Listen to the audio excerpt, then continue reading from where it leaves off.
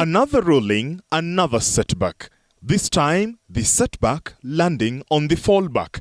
When the Finance Bill 2024 was dropped in its entirety following weeks of protests, the government was left to resort to the Finance Act 2023, an act that has now been declared unconstitutional, null and void by a 3-judge bench of the Court of Appeal.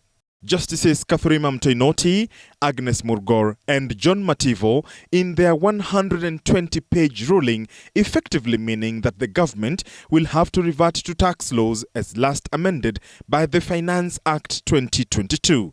Sentiments heavily shared by the chair of Budget and Appropriations Committee in the National Assembly, Kiharu Member of Parliament Ndindi Nyoro. But again, this country belongs to all of us, and therefore all the decisions that we make affect all of us. This House is law-abiding, and therefore, if the fallback position that we will have is the revenue-raising measures for 2 years ago, it therefore means we also have to adjust our expenditure to be that of 2 years ago, Honorable Speaker. And what that protects, therefore, is that if we sustain the same, we'll be in this House not very far from today. And Honorable Speaker, what we'll be coming to do is to again realign our expenditure with the same revenue that we have been contained to. And therefore that means everyone across all levels of government, in all the arms of the national government, therefore they have to carry a commensurate burden. However, the housing levy at 1.5% of the gross, matched by the employer's 1.5%, remains in force. The judges saying that the passage of the Affordable Housing Act has rendered the petition challenging Section 84 of the Finance Act 2023 moot. In other words, it is a petition item overtaken by events. The 3 justices of the Court of Appeal overturned the High Court's decision that the 18 sections introduced to the Finance Bill on the floor of the House were constitutional. In effect, the Court of Appeal says they failed to meet the threshold for public participation.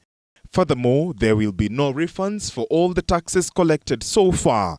The 3-judge bench saying that the quest for refunds was not pleaded in the petition before the High Court, therefore it was improperly before the Court of Appeal.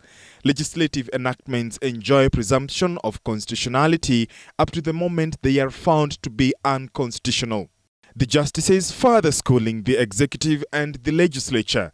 They averred that Article 10(2)(c) imposes an obligation upon state organs to inform the general public and stakeholders where their views were not taken into account and why the views of some of the stakeholders were preferred over theirs. On the floor of the august House, the government expressed its displeasure if the sentiments by Leader of Majority Kimani Ichung'wah are anything to go by. When I read that judgment this afternoon, Honorable Speaker, I was left wondering and asking myself, does it mean then that all acts of parliament passed by this House post-2010 then are also nullity in law and unconstitutional? Because there is not a single act of parliament enacted by this House and even by the other House that has not had amendments in 3rd reading.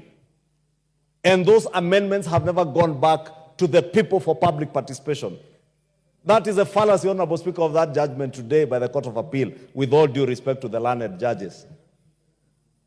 But as learned as the judges are, Honorable Speaker, we must now start asking ourselves whether we are in a constitutional democracy or what kind of governance structure we have in this country.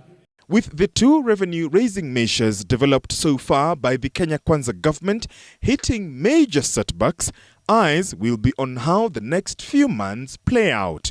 And whereas the position of Attorney General is yet to be filled, it is not yet clear whether the government will be seeking legal redress in the highest court of the land, the Supreme Court of Kenya. George Maringa, TV47, Nairobi.